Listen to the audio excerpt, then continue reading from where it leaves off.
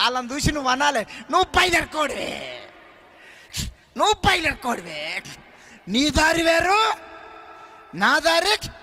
ఈ శ్రమలన్నీ తట్టుకొని నా ప్రభు కోసం నేను బ్రతికితే ఈడ కన్ను మొయ్యంగానే యేసయ్య వల్ల కళ్ళు తెరుస్తా.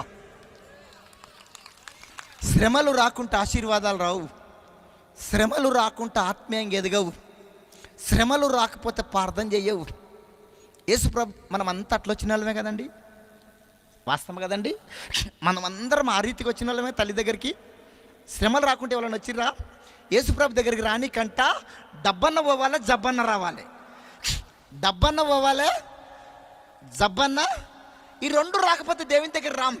మా ఇంటి కూడా తల్లి బిడ్డలు చర్చికి వెళ్తారు. ఎలిపి నగర్ నుంచి గోల్కొండ ఎబ్రోన్ చర్చికి వెళ్తారు.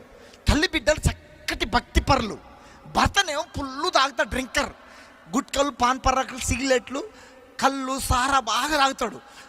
ఆ తల్లి బిడ్డలు మా ఇంటికి వచ్చి మొరపెట్టుకునేది, అన్నా అన్నా మేమిద్దరం పరలోకం వెళ్తే మా నాయన నరకానికి వెళ్తాడన్నా, తాగి తాగి చచ్చిపోతట్టుండన్నా, మా నాయన కోసం ప్రార్థన చేయండి అన్నా, మా నాయన రక్షణ తీసుకొని ఎప్పుడు చచ్చిపోయినా చింత లేదన్నా, మా నాయన కోసం ప్రార్థన చేయండి. ఆ తల్లి బిడ్డలు మా ఇంటికి వచ్చి మొరపెట్టుకునేది. నేను కూడా వ్యక్తిగతంగా ప్రార్థన చేసేది. ఎక్కడ మీటింగ్ లేకపోతే ఆ గురువాన్ని దర్శించి ఒక పాంప్లెట్ ఇచ్చి, అంకుల్ అంకుల్ ఈ పాంప్లెట్ చదువు, అంకుల్ అంకుల్ తాగుడు మానేసి యేసుప్రభు నమ్ముకో, గొప్ప దేవుడు, మందిరానికి రా అంకుల్ అని సువార్త చెప్తుంటే వినకపోయేది. ఫోర్రా దేవుళ్ళు అడుగు ఇవ్వలేడు, ఫోర్రా దేవుళ్ళు అడుగు ఇట్లా అనేది ఎంత చెప్పినా వినకపోయేది. తాగి తాగి తాగి తాగి పక్షవాతం వచ్చింది. ఏమొచ్చింది? కొంచెం బొగ్గులేయండి అమ్మా. ఏమొచ్చింది? పక్షవాతం వచ్చింది. మూతి టొంకర పోయింది, మూతి పడకపోయింది, ఇట్లా రెండు చేతులు ఇట్లా, రెండు కాళ్ళు ఇట్లా.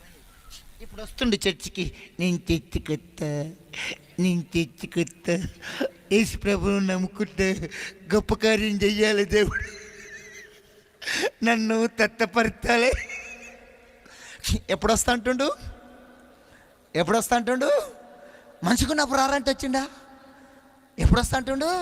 ఇప్పుడు వస్తాడంట. తాగి తాగి నరాలని చచ్చిపడ్డాక, ఊపిరితిత్తులు పాడైనాక, లివర్ మొత్తం పాడైనాక